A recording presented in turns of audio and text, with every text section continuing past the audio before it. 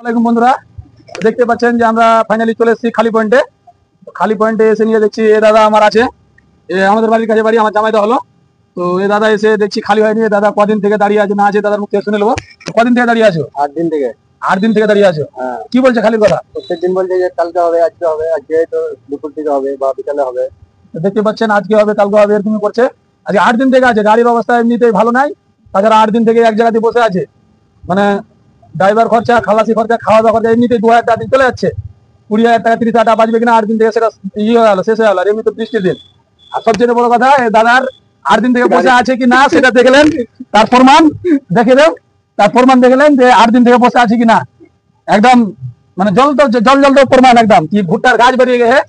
তো দাদা যারা 8 দিন থেকে দাঁড়িয়ে আছে সত্যি। তো ফাইনালি এখন কি বলেছে খালির কথা? ফাইনালি বলছে যে কালকে 15ই আগস্ট আছে, 12টার পরে খালি করবে। মানে কালকে 15 আগস্ট, তার জন্য খালি হবে না, হলে 12টার পর। কোনো গ্যারান্টি নাই, কোনো গ্যারান্টি নাই, হতে পারে।